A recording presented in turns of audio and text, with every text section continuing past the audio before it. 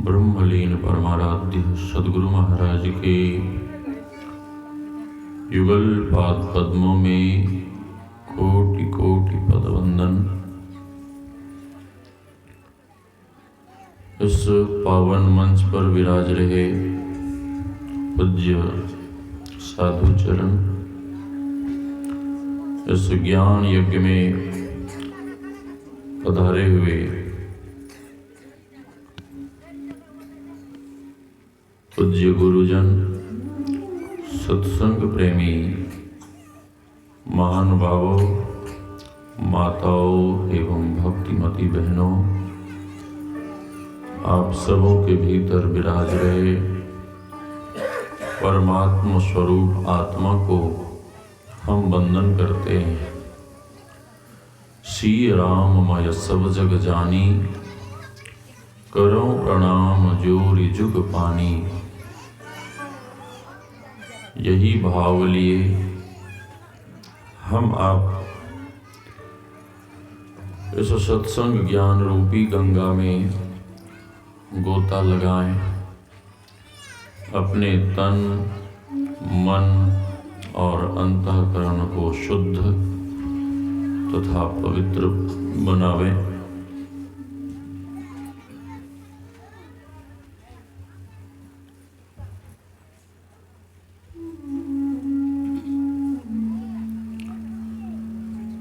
यह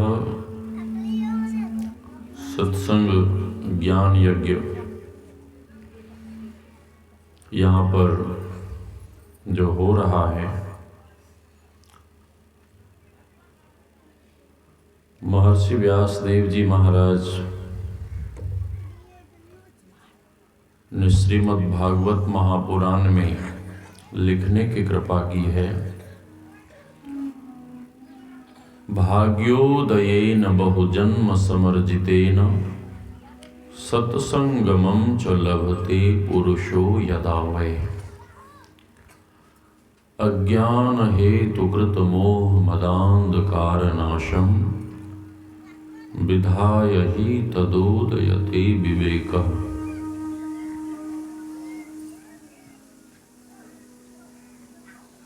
भाग्योदयेन, जब मानव का भाग्य उदय होता है, बहुजन्म समर्जितेन, बहुत से जन्मों के पुण्य रूपी पूंजी जब जीवन में सामने आता है,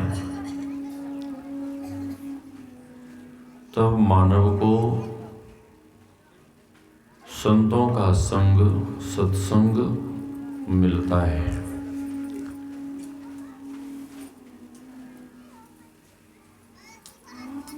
लाभ क्या होता है, फायदा क्या होता है? जब मानव किसी भी कार्य को करता है तो फायदे की सोचता है। ये करने से क्या फायदा होता है, वो करने से क्या फायदा होता है। तो महर्षि व्यास कहते हैं कि सत्संग में भी फायदा है, सत्संग में भी लाभ है। क्या लाभ है?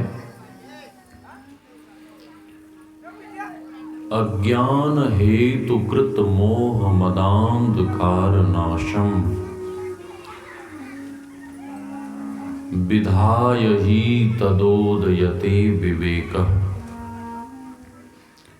जीवन में जो अज्ञानता है, अज्ञान रूपी अंधकार, सत्संग श्रवण करने से जीवन की अज्ञानता, जीवन में जो अज्ञानता है उसकी समाप्ति हो जाती है। अज्ञानता की समाप्ति। तो मैं कह रहा था फायदा, लाभ। लाभ क्या? तदोदयते विवेकः, विवेक की उत्पत्ति होती है। जैसे कि संत कबीर साहब की वाणी में, इस सत्संग में लाभ बहुत है, तुरत मिलावें गुरु से, मूर्ख जन कोई सार न जाने, सत्संग में अमृत बरसे। हम आप गुरु महाराज द्वारा रचित पावन ग्रंथ सत्संग योग से वेद भगवान की वाणी का पाठ श्रवण कर रहे थे। ओम युंजानः प्रथमं मनस्तत्वाय सविता धियम् अग्नैर्ज्योतिर्निच्चाय्य पृथिव्या अद्या भरत। वेद भगवान कहते हैं, मनुष्यों, जगत प्रसव करता ईश्वर का तत्व ज्ञान प्राप्त करने के लिए सबसे पहले बुद्धि योग करना होगा। बुद्धि योग से तात्पर्य है सत्संग। सत्संग में दो शब्द हैं, सत्य और संग। सत्य कौन? सत्य कौन? शास्त्र का कहना है ब्रह्म सत्यम जगन मिथ्या।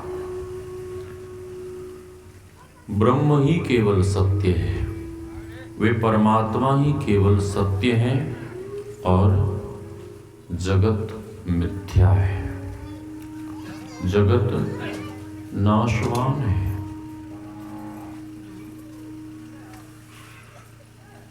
श्रीमद् भगवद गीता में भगवान ने कहने की कृपा की है, ऊर्ध्वमूल मधशाखम अश्वत्थम प्राहुरव्ययम् छन्दांसि यस्य पर्णानि यस्तं वेद स वेदवित् अधश्चोर्ध्वं प्रसितास्तस्य शाखा गुणप्रवृद्धा विषयप्रवाला अधश्च मूलान्यनुसन्ततानि कर्माणुबन्धीनि मनुष्यलोके।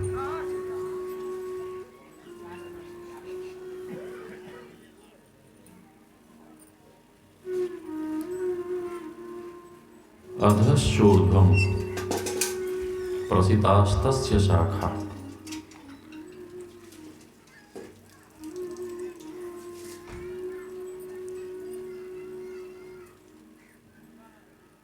वह परमात्मा, वह ईश्वर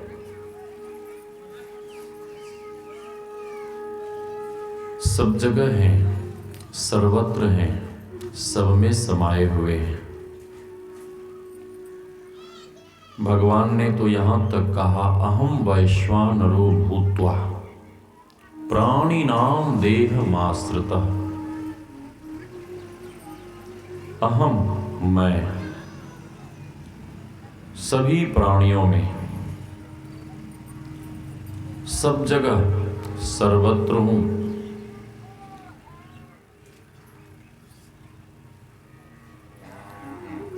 लेकिन दिखते नहीं, वे परमात्मा दिखते नहीं।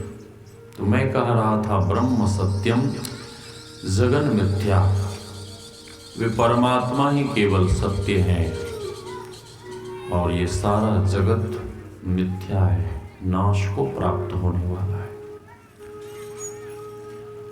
सत्संग कहते किसे हैं? शास्त्र में आया है सत्पुरुषा नाम संगः इति सत्संगः। सत्पुरुषों का सानिध्य, उनका दर्शन, उनका संग, उनकी वाणियों को श्रवण करना ही सत्संग है। सत्पुरुष कौन? सत्पुरुष कौन? शास्त्र में आया है विद्यते हृदय ग्रंथिश्छिद्यन्ते सर्व संशयाः क्षीयन्ते चास्य कर्माणि तस्मिन् दृष्टे परावरे। ऐसे होते हैं सत्पुरुष, ऐसे होते हैं संत, ऐसे होते हैं सद्गुरु। भगवान शंकराचार्य जी महाराज कहते हैं सत्संगत्वे निःसंगत्वम निःसंगत्वे निर्मोहत्वम निर्मोहत्वे निश्चलितत्वम निश्चलितत्वे जीवन मुक्ति।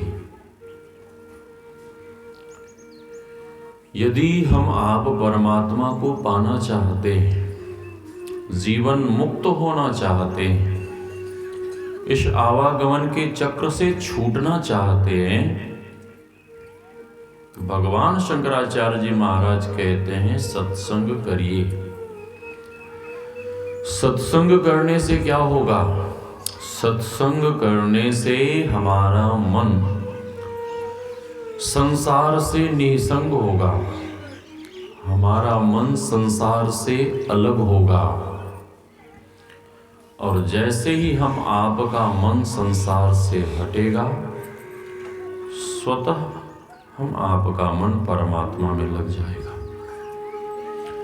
साधक जब साधना करने जाता है, ध्यानाभ्यास करने जाता है, तो मार्ग में कोई सगे संबंधी या मित्र मिलता है तो पूछता है कि मित्र कहाँ जा रहे हो? तो साधक मित्र कहता है हम ध्यानाभ्यास करने जा रहे हैं। तो दूसरा मित्र कहता है कि तुम अभ्यास क्यों करते? ध्यान क्यों नहीं करते? अभ्यास क्यों करते? तो साधक मित्र कहता है कि अभ्यास ही करना पड़ता है प्रारंभ में। अभ्यास इसलिए कि मन संसार में लगा हुआ है और संसार से मन को हटाने का प्रयास, संसार से मन को हटाने की कोशिश, प्रयास साधना में किया जाता है। तो भगवान शंकराचार्य जी महाराज कहते हैं कि जब खूब मन लगाकर हम आप सत्संग करेंगे तो स्वतः हम आपका मन संसार से हट जाएगा। और जैसे ही मन संसार से हटेगा, हम आपका मन स्वतः परमात्मा में लग जाएगा। स्वतः हम आपका मन जप और ध्यान में लग जाएगा। फिर अभ्यास की जरूरत नहीं होगी, फिर कोशिश प्रयास नहीं करना पड़ेगा। क्यों? इसलिए कि आपका मन संसार से हट चुका है। तो वेद भगवान कहते हैं सत्संग करो। हम आप सुन रहे थे गुरुजनों के मुखारबिंद से, संगति सो सुख उपजै, कुसंगति सो दुख जोय। आप घर में रहते हैं, परिवार में रहते हैं, यदि आपके भाई, आपके पुत्र अनुकूल हैं, प्रेम भाव है, तो आपको घर परिवार स्वर्ग जैसा लगता है। घर परिवार स्वर्ग जैसा लगता है। यदि प्रतिकूल है तो फिर वही घर नरक जैसा प्रतीत होता है। नरक जैसा प्रतीत होता है।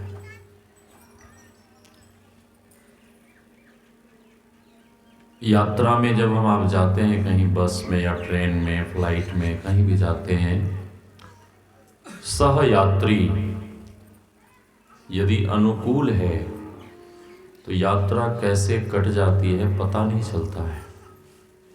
क्योंकि जब सज्जन मिलते हैं तो आपका उनसे प्रेम भाव हो जाता है और मार्ग में वार्ता करते हुए कैसे समय निकल जाता है कि पता भी नहीं चलता है। और वही कहीं दुष्ट मिल गया, दुर्जन मिल गया तो फिर बहुत परेशानी, बहुत समस्या।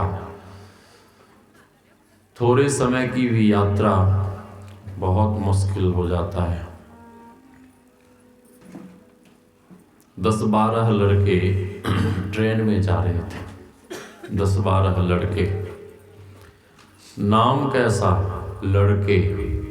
इससे लड़के, उससे लड़के, यहाँ लड़के, वहाँ लड़के, जहाँ जाए वहाँ लड़के, नाम लड़के। 10-12 लड़के थे। लड़के लोगों ने कहा कि अरे भाई, हम लोग बहुत बोर हो रहे हैं, यात्रा में बहुत बोर हो रहे हैं, कुछ करो, टाइम पास के लिए कुछ करो। तो दूसरे लड़के ने कहा क्या करें? तो पहले ने कहा कि चैन खींचो, ट्रेन को रोको। क्यों? इसलिए कि थोड़ा हम लोग घूमेंगे फिरेंगे, हवा खाएंगे, आनंद आएगा, मजा आएगा। तीसरे लड़के ने कहा कि ट्रेन रोकोगे तो पकड़े जाओगे, पुलिस वाले पकड़ कर ले जाएंगे, जेल में भर देंगे, फाइन करेंगे। तो चौथे लड़के ने कहा कि फाइन करेंगे तो हम लोगों के पास तो पैसे हैं, 200 रुपए चंदा करो, 2400 रुपए होंगे।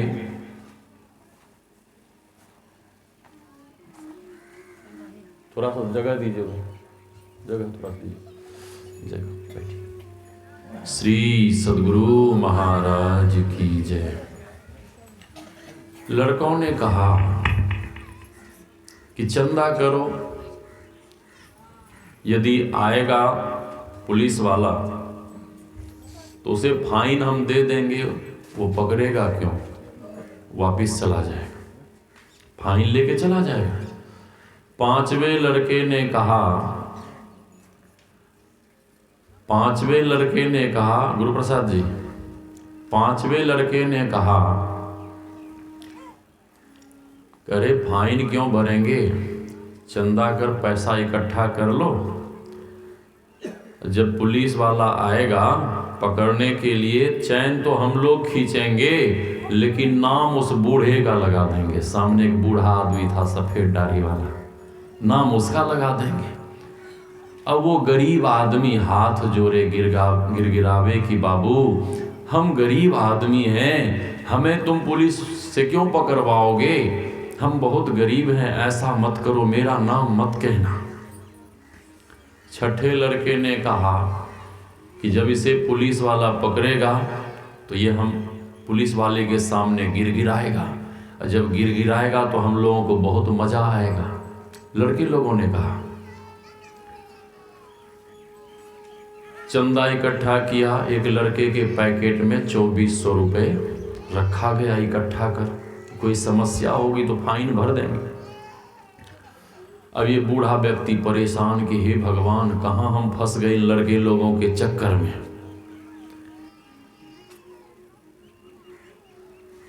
लड़के लोगों ने चैन खींचा, ट्रेन रुकी, या तुरंत पुलिस वाले पहुंच गए।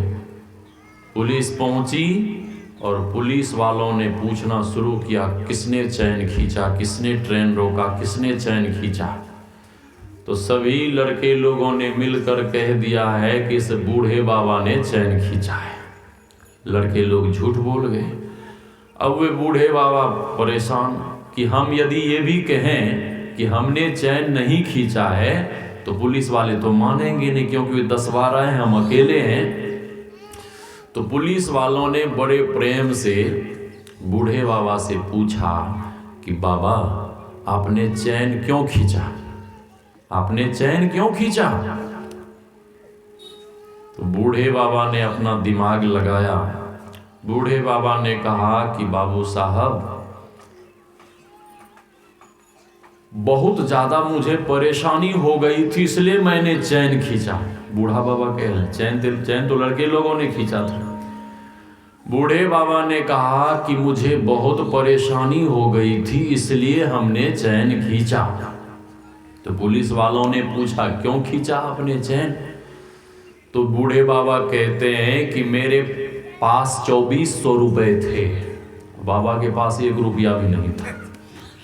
बूढ़े बाबा ने कहा कि मेरे पास 2400 रुपए थे, इन लड़के लोगों ने जबरदस्ती हमसे छीन लिए। उस लड़के के पास पैकेट में देखिए पैसे हैं 2400 रुपए। पुलिस वाले ने लड़कों को पकड़ा और पैकेट में हाथ दिया तो सचमुच में 2400 रुपए मिले। उस लड़के के पैकेट में वो चंदा का पैसा था। ईमानदारी का जमाना।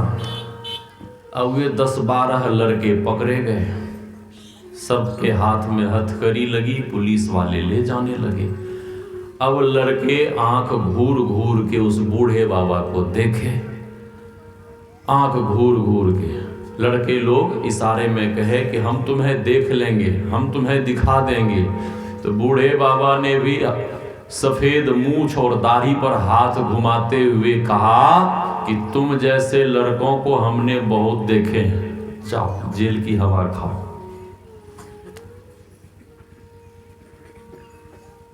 तो संत कबीर साहब कहते हैं, संगति सो सुख उपजे, कुसंगति सो दुख जोए। कह कबीर तहाँ जाइए, साधु संग जहां होए। अंत में संत कबीर साहब कहते हैं, राम बुलावा भेजिया, दिया कबीरा रोए। जो सुख साधु संग में, सो बैकुंठ न होए।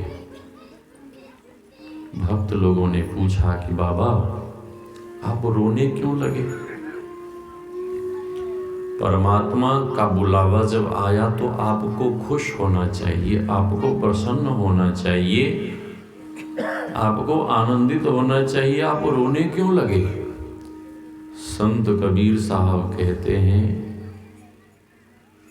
कि देखो भाई, मैं इसलिए रोने लगा, मुझे इसलिए रोना आ गया, इस धरा पर इस मृत्यु लोक में साधु संतों का दर्शन, उनका सानिध्य, उनका संग, उनका सत्संग जो मिल रहा है, संभवतः वह बैकुंठ में नहीं मिलेगा, इसीलिए मुझे रोना आ गया। क्या कोई ऐसे संत हुए जिनके जीवन में ऐसी घटना घटी हो? एक बहुत बड़े संत हुए, संत हनुमंत लाल जी। एक दिन भगवान श्री राम के, वैसे तो नित्य भगवान की सेवा में रहते थे, उस दिन भी हनुमंत लाल जी भगवान के चरणों में हाथ जोड़े, घुटने टेके बैठे हुए थे। आज भगवान श्री राम हनुमंत लाल जी की प्रशंसा करते हैं। जैसे ही भगवान ने प्रशंसा की, भगवान जैसे ही प्रशंसा करते हैं, हनुमंत लाल जी अपना मुंह उठाकर भगवान को देखने लगे। भगवान को जब देखने लगे तो भगवान श्री राम को आश्चर्य हुआ। भगवान श्री राम कहने लगे, हे हनुमंत, ये कैसी बात? अरे जब किसी की प्रशंसा की जाती है तो गर्व से उसका सर झुक जाता है, गर्व से उसका सर झुक जाता है। लेकिन आप मुंह उठा के हमें देख रहे हो, ये कैसी बात? हनुमान जी कहते हैं, प्रभु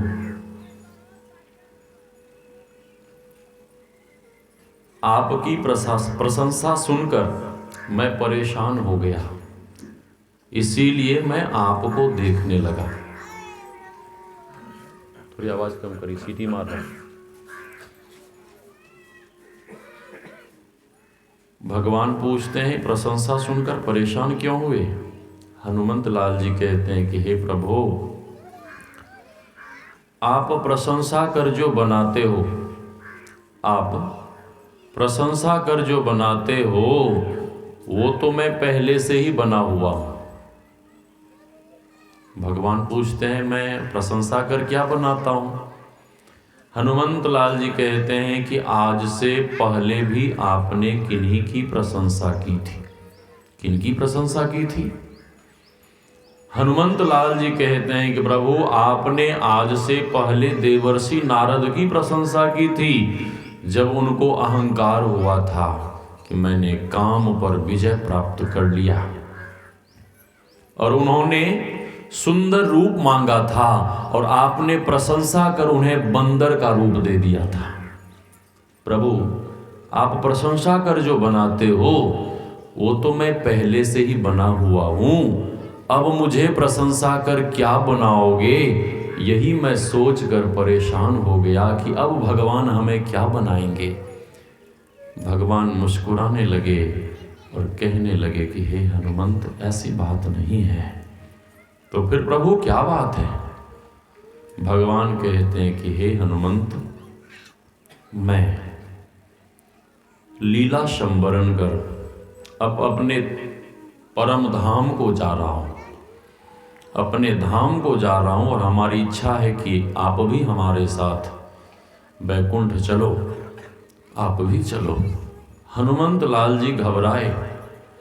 हनुमंत लाल जी ने कहा कि हे प्रभु, मेरे मन में कुछ संशय है, शंका है, जिज्ञासा है, उसका आप समाधान करें, फिर मैं आपके धाम जाने को तैयार हूं।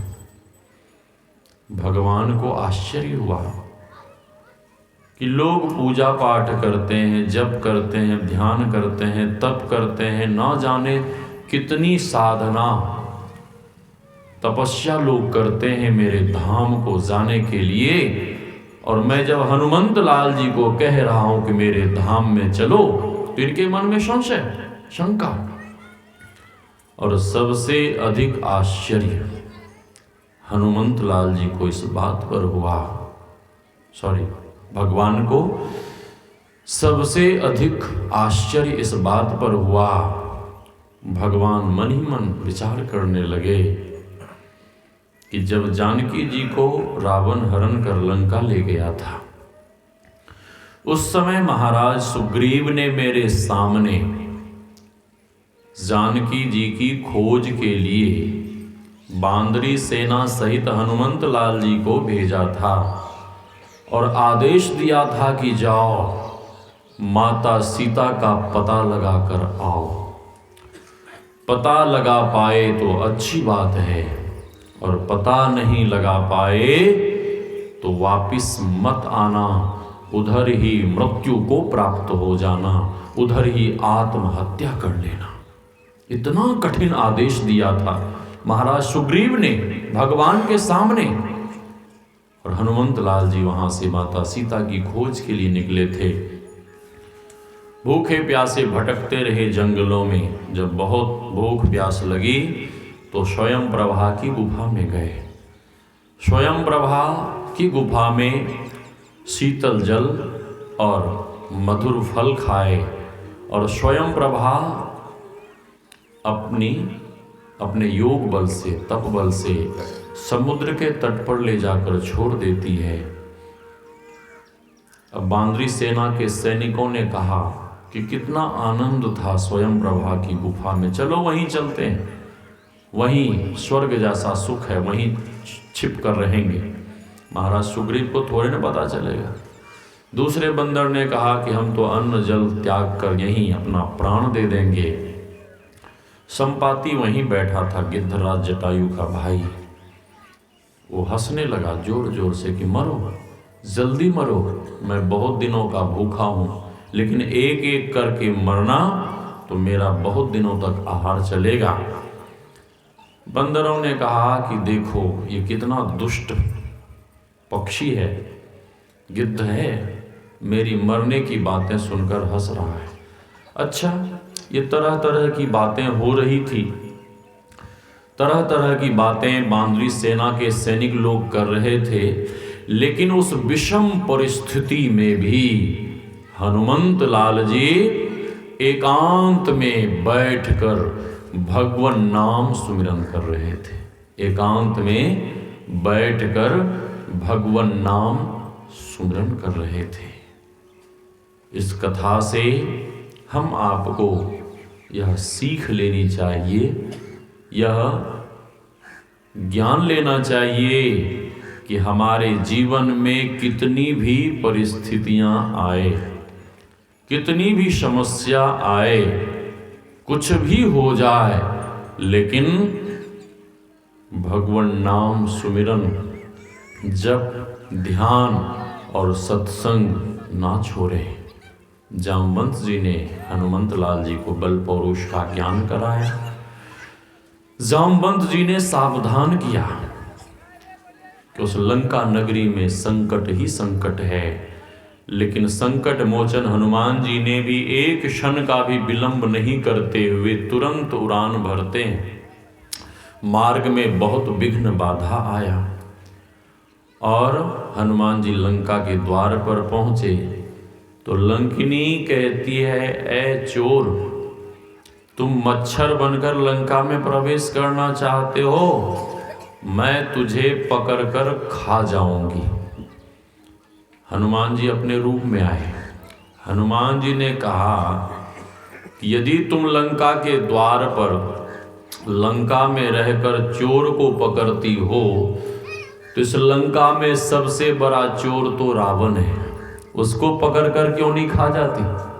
उसको पकड़कर खाओ, क्योंकि जानकी माता का उसी ने हरण किया, जानकी माता का उसी ने हरण किया है, उसे क्यों नहीं खा जाती? हनुमंत लाल जी ने मुष्टिका का प्रहार किया। जैसे ही मुष्टिका का प्रहार किया तो रक्त वमन करने लगी और दूषित रक्त जो उसके शरीर में था वह सब निकल गया। अच्छा, पहले तो ऐसी वैसी बातें कर रही थी, लेकिन जैसे ही हनुमान जी जैसे संत का कर कमल उसके शरीर से स्पर्श हुआ, जैसे ही हनुमान जी जैसे संत का कर कमल वरदहस्त उसके शरीर पे पड़ा, वैसे ही वह राक्षसी सत्संग की बातें करने लगी। श्री सद्गुरु महाराज की संत के दर्शन, संत के परसन और संत के चरण स्पर्श का ये लाभ है, संत के शरीर के स्पर्श का ये लाभ है। उद्धव जी ने भगवान श्री कृष्ण से पूछा कि प्रभु, आप संत महात्माओं के पीछे पीछे क्यों चलते हैं? संत के पीछे पीछे क्यों चलते हैं? भगवान कहते हैं कि उद्धव जी, जब संत मार्ग में चलते हैं उनके चरणों से धूल, चरण धूल उड़ती है, और संत के पीछे पीछे मैं इसलिए चलता हूं कि उनके चरणों की धूली मेरे अंग पर पड़े, ताकि मैं भी पवित्र हो जाऊं। संत के चरण की कितनी महिमा है। अंदर हनुमान जी लंका में प्रवेश करते हैं। गोस्वामी जी महाराज लिखते हैं, हनुमान जी के लिए मंदिर मंदिर प्रतिकर शोधा, देखा जहां तहां अगणित जोधा, गयौ दशानन मंदिर माही। एक भक्त ने क्वेश्चन किया कि गोस्वामी जी ने मंदिर मंदिर क्यों लिखा लंका को? वो तो राक्षसों की नगरी थी, फिर मंदिर मंदिर उन्होंने क्यों लिखा? राक्षस की नगरी, दुष्टों की नगरी लंका, और गोस्वामी जी ने मंदिर क्यों लिखा? तो एक संत ने कहा कि देखो भाई, वो तो दुष्टों की नगरी थी, दुष्टों की, राक्षसों की, पापियों की नगरी थी, सचमुच में पापियों की नगरी थी। और उस नगर में लगभग अधिकांश पापी लोग ही रहते थे, लेकिन जितनी देर के लिए हनुमान जी जैसे संत का उस नगर में चरण पड़ा, उतनी देर के लिए वह दुष्टों की नगरी भी मंदिर हो गया। वो नगरी पावन हो गई, वह नगर पवित्र हो गया। जितनी देर के लिए संत का चरण लंका में रहा। इसीलिए गोस्वामी जी ने क्या लिखा, मंदिर मंदिर प्रतिकर शोधा, देखा जहाँ तहाँ अगणित जोधा, गयौ दशानन मंदिर माही। तो दशानन के साथ कौन सोई हुई थी, मंदोदरी। हनुमान जी ने अंदाजा लगाया कि जिनका अपहरण हुआ है वो इतना निश्चिंत होकर नहीं सो सकती, जिनका भगवान से बिछुड़न हुआ है, जिनका परमात्मा से बिछुड़न हुआ है, क्या वो इतना निश्चिंत होकर सो सकती है? कदापि नहीं। हम आपका भी उस परम पिता परमात्मा से बिछुड़ना हुआ है, हम आप भी उस परम पिता परमात्मा से बिछुड़े हैं। और हम बिछुड़कर यदि निश्चिंत हो गए तो परमात्मा तक कभी नहीं पहुंच पाएंगे।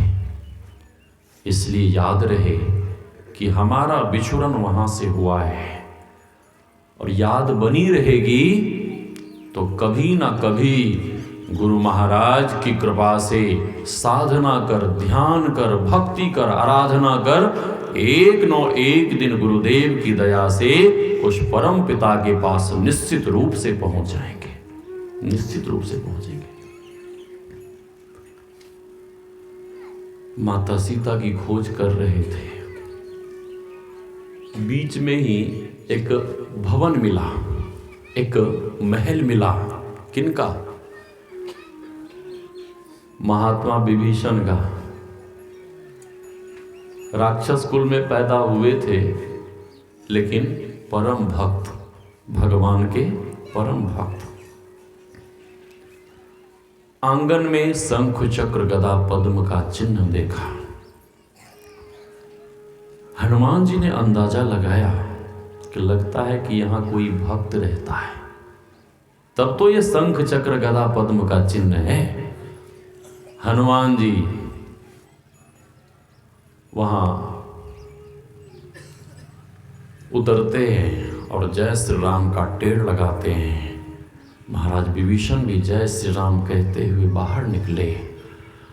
हनुमान जी से परिचय हुआ। जैसे ही हनुमान जी से परिचय हुआ तो महाराज विभीषण तो हनुमान जी के चरणों में गिर पड़े। फिर हनुमान जी ने महाराज विभीषण को उठाकर अपने हृदय से लगाए और महाराज विभीषण इतने भावुक हुए, इतने भावुक हुए कि हनुमान जी से मिलकर भावुक होकर रोने लगे। उनके नेत्र सजल हो गए। हनुमान जी पूछते हैं कि महाराज विभीषण आप रो क्यों रहे हैं, रो क्यों रहे हैं? महाराज विभीषण कहते हैं कि हे हनुमंत, मैं किसी दुख से नहीं रो रहा हूं, किसी दुख के कारण नहीं रो रहा हूं, आपसे मिलने के कारण रो रहा हूं। हनुमान जी पूछते हैं जब मैं मिला तो आपको खुश होना चाहिए, मुस्कुराना चाहिए, आप रो क्यों रहे हैं? महाराज विभीषण कहते हैं अब मोहि भा भरोस हनुमंता, बिनु हरि कृपा मिल ही नहीं संता। हे हनुमंत लाल जी, भगवान की कृपा हुई है मेरे ऊपर, इसीलिए आप मिले हैं।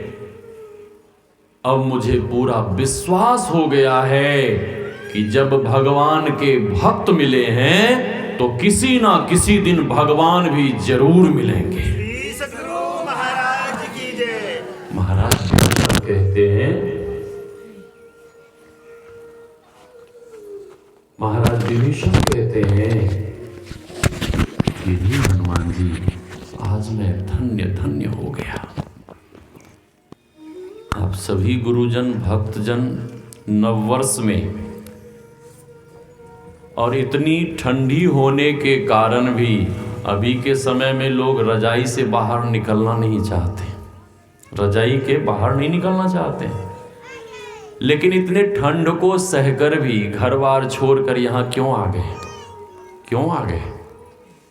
महाराज विभीषण कहते हैं कि आपसे मिलकर मैं कृतकृत्य हो गया, धन्य हो गया, और मुझे पूरा विश्वास हो गया है कि जब आप मिले हैं तो कभी ना कभी भगवान भी मिलेंगे। इसीलिए मैं भावुक होकर रोने लगा।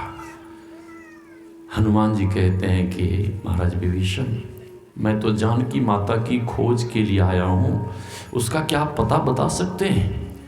महाराज विभीषण ने कहा, हाँ, क्यों नहीं। यहीं पर अशोक वाटिका में माता जानकी है और बिल्कुल सुरक्षित है। आप जाइए, माता से मिलिए। हनुमान जी वहां माता जानकी से मिले, अपना परिचय देते हैं। माता जानकी को विश्वास नहीं हुआ। हनुमान जी मुद्रिका देते हैं, माता जानकी को विश्वास हुआ और माता जानकी कहती है कि पुत्र, तुम इतने संकट के समय, संकट की घड़ी में मैं तो प्राण त्यागने जा रही थी, लेकिन तुम आए तो मुझे थोड़ा ढाढ़स मिला। लेकिन प्रभु से कहना कि अब यदि थोड़ा भी विलंब करेंगे तो मैं अपने प्राण को नहीं रख पाऊंगी, मैं अपना प्राण त्याग दूंगी, छोड़ दूंगी। हनुमान जी रोने लगे। हनुमान जी कहने लगे कि माता ऐसा मत कहो, मेरे साथ चलो, मैं अपने पीठ पे बिठा के आपको ले चलूंगा। माता जानकी कहती है, नहीं पुत्र, प्रभु ही मुझे ले जाएंगे, क्योंकि दुष्टों का उद्धार भी उनको करना है। माता जानकी हनुमान जी से मिलकर प्रसन्न हुई और माता जानकी आशीर्वाद में क्या देती है? अजर अमर गुण निधि सुत हो, सदा रहु रघुनायक छोहु। हे पुत्र, तुम अजर अमर हो जाओ, गुण के खजाना बनो, तुम में गुण ही गुण हो, ऐसा मैं आशीर्वाद देता हूं। और भगवान की कृपा सदैव तुम्हारे ऊपर बनी रहे। आशीर्वाद मिला। जानकी माता से हनुमान जी कहते हैं कि माँ, मुझे बहुत भूख लगी है, माँ मुझे कुछ खाने को। जानकी माता कहती हैं कि पुत्र, यहाँ पर अशोक वाटिका है, फल खाओ, लेकिन सावधानी से खाना, क्योंकि यहाँ संकट ही संकट है। हनुमान जी कहते हैं कि माता जी, आपने जब आशीर्वाद दे ही दिया है तो इस संकट मोचन के रहते हुए आपको चिंता करने की कोई ज़रूरत नहीं, आप चिंता मत करो, मैं फल खाने जा रहा हूँ। हनुमान जी फल खाने लगे। आधा पेट भरा था हनुमान जी का, तो मन ही मन हनुमान जी सोचने लगे कि वाह हनुमान, तू क्या उतनी दूर से चलकर यहां लंका में पेट भरने के लिए आया है? पेट भरने के लिए आया है? अरे जब इतनी दूर आया है तो कम से कम राक्षसों के बल का थाह तो ले लो। किस दुष्टों के भीतर कितनी शक्ति है, थाह तो ले लो। हनुमान जी विचार करने लगे। विचार करते करते करते परेशान हो गए। कुछ समझ में नहीं आया कि क्या करें, दुष्टों के बल का थाह कैसे लें, समझ में नहीं आने लगा। तो हनुमान जी हाथ जोड़कर भगवान से प्रार्थना करते हैं कि हे प्रभु, आप ही कोई उपाय बताओ ताकि इन दुष्टों का थाह ले लें कि इनके भीतर कितनी शक्ति है। इतने में त्रिजटा आई और त्रिजटा माता सीता से कहती है, बेटी सीते, मैंने रात्रि भोर में एक स्वप्न देखा है और मैंने सुना है कि भोर का सपना सत्य होता है। बेटी सीते, मैंने सपना देखा है कि प्रभु श्री राम का एक दूत आया है, लंका में बंदर रूप में है, और वो आकर लंकिनी को मुष्टिका का प्रहार किया। महाराज विभीषण से मिले और तुमसे भी आकर मिले। उन्होंने तुम्हें मुद्रिका दी है। हनुमान जी मन ही मन सोचने लगे कि ये कोई ऋषि मुनि तो है नहीं, ये कोई महात्मा तो है नहीं, मेरे बारे में इसको कैसे पता लग गया, इसको कैसे पता लग गया मेरे बारे में, मेरे आने का समाचार केवल लंकिनी को, महाराज विभीषण को और माँ जानकी को, और किसी को है नहीं, इसको कैसे पता लग रहा है। हनुमान जी ध्यान से सुन रहे हैं कि आगे तो बोलो, यहां तक तो प्रोग्राम बिल्कुल ठीक ठाक चल रहा है, जैसे तुम बोल रही हो यहां तक प्रोग्राम बिल्कुल फिट है, ठीक चल रहा है, आगे का प्रोग्राम तो बताओ। लंकिनी कहती है कि बेटी सीते सुनो, इतना ही नहीं, वो अशोक वाटिका में फल खाया और अशोक वाटिका को विध्वंस कर डाला, बहुत सारे राक्षसों को मारा और पूरी लंका नगरी को जलाकर राख कर दिया। हनुमान जी ने लगा दीजिए, ये स्लिप करता है इसमें। श्री सद्गुरु महाराज की जय। हनुमान जी के भी नेत्र सजल हो गए। हनुमान जी हाथ जोड़कर भगवान को धन्यवाद देने लगे। हनुमान जी हाथ जोड़कर कहते हैं कि वाह मेरे प्रभु, आपको कोटि कोटि धन्यवाद। मैंने तो प्रार्थना आपसे की थी प्रभु, इस राक्षसी से मैंने प्रार्थना नहीं की थी, आपसे मैंने प्रार्थना की थी। आपने तो कुछ नहीं कहा, लेकिन मेरी प्रार्थना के बाद ये लंकिनी सब कुछ बोल रही है। लंकिनी कहती है कि बंदर आया है और ऐसा ऐसा किया है, मैं प्रार्थना आपसे कर रहा था, लेकिन ये बोल रही है लंकिनी, ये लंका की राक्षसी त्रिजटा बोल रही है।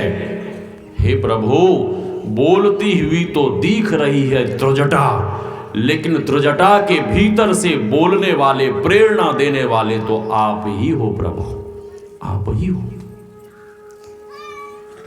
हनुमान जी ने प्रोग्राम शुरू किया, पैर उखाड़ना शुरू किया, राक्षसों को मारना शुरू किया। मेघनाद आया, ब्रह्म फांस में बांध कर ले गया। जैसे ही रावण के सामने हनुमान जी पहुंचे तो रावण को हाथ जोड़कर हनुमान जी कहते हैं कि हे प्रभु, अभी भी कुछ नहीं बिगड़ा है। रावण से हनुमान जी कह रहे हैं कि हे प्रभु, अभी भी कुछ नहीं बिगड़ा है। माता जानकी को लेकर आप प्रभु श्री राम की शरण में चले जाइए, वे भक्त वत्सल हैं, वे आपको क्षमा कर देंगे, वो आपको क्षमा कर देंगे। रावण ने बहुत कुछ कहा हनुमान जी को। तो एक भक्त ने पूछा, एक भक्त ने कहा कि राक्षस राज रावण को देखकर लगता है हनुमान जी डर गए होंगे, इसीलिए हनुमान जी रावण को प्रभु शब्द से संबोधन कर रहे हैं, प्रभु शब्द से संबोधन कर रहे हैं। संत ने कहा कि ऐसी बात नहीं है। अरे राक्षस को प्रभु क्यों बोलेंगे हनुमान जी? हनुमान जी तो संत हैं, उनको पता है कि रावण दुष्ट है, राक्षस है। तो फिर भक्त ने पूछा कि रावण को हनुमान जी ने प्रभु क्यों बोला, क्यों बोले? तो संत ने कहा कि देखो भाई, हनुमान जी भगवान के परम भक्त हैं, संत हैं, और संत जहां कहीं भी देखते हैं, जिस किसी को भी देखते हैं, सब में भगवान नजर आते हैं। रावण था तो दुष्ट, था तो राक्षस, लेकिन उस रावण में भी हनुमान जी भगवान श्री राम के दर्शन कर रहे थे, इसीलिए रावण को भी हनुमान जी ने प्रभु शब्द से संबोधन किया, प्रभु शब्द से। रावण ने कहा इसका सर धड़ से अलग कर दो। मंत्री लोगों ने मना किया कि दूध किसी भी परिस्थिति में बद्ध करने योग्य नहीं होता। हनुमान जी भी परेशान हो गए। हनुमान जी मन में सोचने लगे, हनुमान जी मन में सोचने लगे कि मेरे प्रभु के पास इसकी बहन गई थी शूर्पणखा, तो भगवान ने, आवाज थोड़ी कम कीजिए, भगवान ने लक्ष्मण भैया के द्वारा शूर्पणखा की नाक कटवा दी। कहीं इस दुष्ट ने राक्षसों के द्वारा मेरी नाक कटवा दी, हनुमान जी कह रहे हैं मेरी नाक कटवा दी, तो भक्त और भगवान दोनों की बदनामी हो जाएगी। हनुमान जी हाथ जोड़कर माँ सरस्वती को बुलाते हैं। माँ सरस्वती कहती है कि हे हनुमान जी आदेश करिए, मेरे लिए क्या आदेश है। हनुमान जी कहते हैं कि माता आदेश नहीं, मेरी प्रार्थना है कि रावण के सर पे जाके सवार हो जाओ। माँ सरस्वती रावण के सर पे जैसे ही बैठी, इधर हनुमान जी एक कौतुक करने लगे कि लीला क्या, अपनी पूंछ पकड़कर दोनों हाथों से चूमने लगे, सिर से सटाए, कभी चूमे कभी सिर से सटाए। रावण कहता है समझ में आ गया, समझ में आ गया, समझ में आ गया। बंदर को अपनी पूंछ से बहुत ममता होती है, इसलिए ले जाओ इसके पूंछ में वस्त्र और वस्त्र लपेटो, तेल डालो और पूंछ में आग लगा दो। राक्षस लोग ले गए, पूंछ में वस्त्र लपेटना शुरू किया, घी डालना शुरू किया, घी समाप्त हो गया। घी जब समाप्त हुआ तो राक्षस दौड़ के गया कि रावण, राक्षस राज सारा घी समाप्त हो गया। रावण कहता रे मूर्खो, हमने घी थोड़े न कहा था डालने के लिए, हमने तो तेल कहा था डालने के लिए। तेल भी समाप्त हो गया, सारे कपड़े समाप्त हो गए, लंका में जितने वस्त्र थे। फिर राक्षस दौड़ कर गया, महाराज सारे वस्त्र समाप्त हो गए। रावण ने कहा कि तुम लोगों के शरीर पे जितने कपड़े हैं सब उतार के लपेटो हनुमान जी की पूंछ में। अब जितने राक्षस थे सभी लोगों ने अपने वस्त्र उतार उतार कर लपेटना शुरू किया। जितने राक्षस थे सब नंगे हो गए। एक राक्षस दौड़ कर गया, महाराज अब राक्षस के भी शरीर पर कपड़े नहीं हैं और हनुमान जी की पूंछ बढ़ती चली जा रही। पूंछ मतलब क्या, आप कहते हैं ना इनकी पूंछ यहां से वहां तक है, कहते हैं इनका सम्मान बहुत है, इनकी पूंछ बहुत है। उनकी पूंछ बढ़ती चली गई। जब कोई दुष्ट किसी संत और भक्त के प्रतिष्ठा रूपी पूंछ को मिटाना चाहता है, नष्ट करना चाहता है, तो उनकी पूंछ को, उनके सम्मान को तो नहीं नष्ट कर पाता, वो स्वयं नष्ट हो जाता है, स्वयं मिट जाता है। हनुमान जी की पूंछ बढ़ती चली गई। रावण ने कहा कि कपड़े नहीं हैं। नहीं महाराज, सारे राक्षस नंगे हो गए। आनंद रामायण को पढ़ लीजिए, आप पढ़ना है तो, इस रामचरितमानस में नहीं है, आनंद रामायण को पढ़िए आप।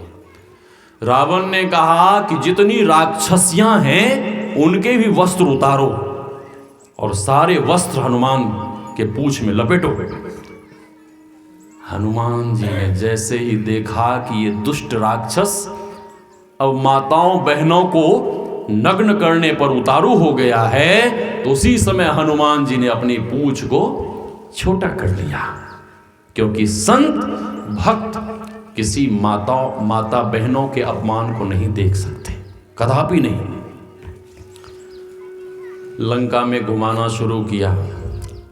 किसी ने पत्थर मारा हनुमान जी को, किसी ने गाली कहा, बात कहा, किसी ने लात मारा। हनुमान जी से भक्त लोगों ने पूछा कि हे हनुमान जी, इतना अपमान हुआ, इतना अपमान हुआ, क्या आपको दुख नहीं हुआ?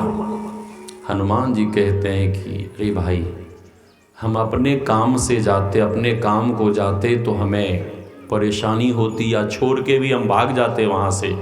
मैं तो राम काज के लिए गया था, और राम काज में दुख कैसा, पीड़ा कैसी, अपमान कैसा, मैं तो भगवान के काज के लिए गया था। आग लगाया हनुमान जी, उड़ान भरते हैं, लंका नगरी को जलाकर राख कर देते हैं। भगवान के पास आते हैं। भगवान ने देखा कि लगता है कि हनुमान जी माता सीता का पता लगा कर आए। भगवान के चरणों में गिरकर हनुमान जी रोने लगे और हनुमान जी कहते हैं कि हे प्रभु, अब एक क्षण का भी विलंब नहीं करिए। यदि एक क्षण का भी विलंब करेंगे तो माता मर जाएगी, देह त्याग कर देगी। इसलिए हे प्रभु तुरंत चलिए। भगवान कहते हैं कि हे हनुमंत, तुम मेरे हृदय से लग जाओ। मैं तुम्हें अपने हृदय से लगाना चाहता हूं, क्योंकि तुम जानकी जी के दर्शन कर आए हो। जानकी जी कौन?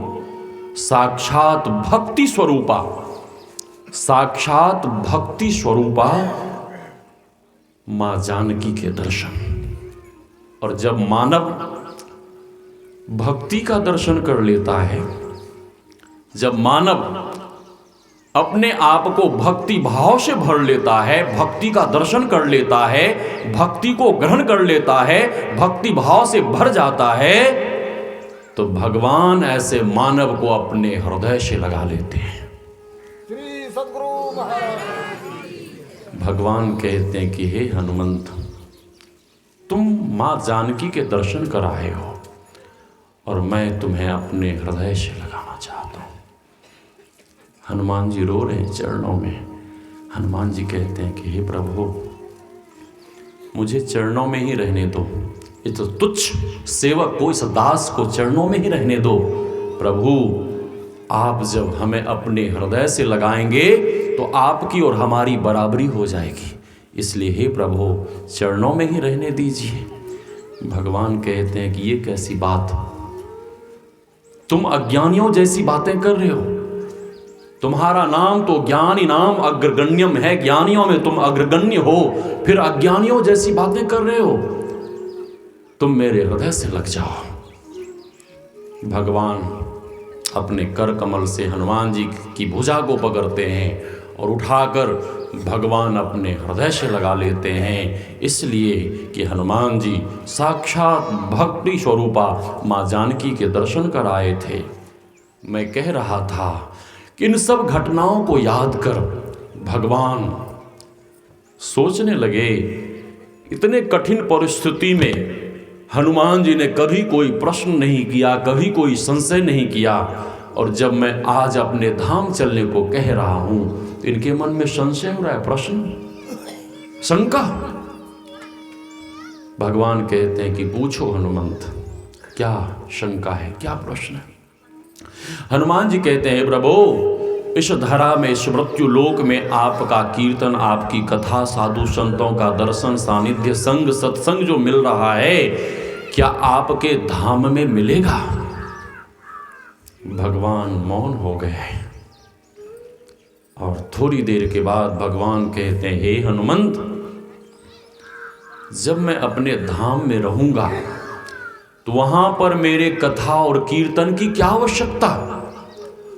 और आप जो कह रहे हो साधु संतों का दर्शन, सानिध्य, संग, सत्संग, भगवान कहते हैं वह सब मेरे बैकुंठ में नहीं मिलने वाला।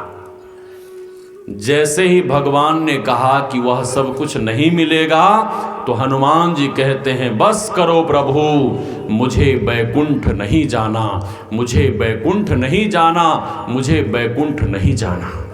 जब तक आपकी कथा, जब तक आपका कीर्तन, जब तक साधु संतों का दर्शन, सानिध्य, संग, सत्संग मिलता रहेगा, मुझे इसी मृत्यु लोक में रहने दो।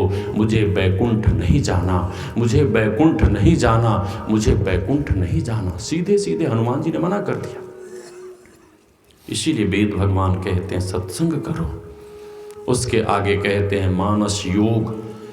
मानस योग से तात्पर्य है मानस जप तथा मानस ध्यान, और आगे ज्योति योग। ज्योति योग से तात्पर्य है दृष्टि योग, और अंतिम क्रिया है नादानुसंधान। तो हम आप जो युक्ति सीख चुके हैं, खूब मुस्तैदी के साथ ध्यान भजन करें, सत्संग करें, और गुरु महाराज के आदेश और उपदेश पर अपने को रखें। और अधिक नहीं कहते हुए मैं अपनी वाणी को यहीं विराम देता हूँ। उधर दीदी जी आई हैं, उनसे एक तो भजन श्रवण करिए, फिर आरती हो जाएगी। श्री सद्गुरु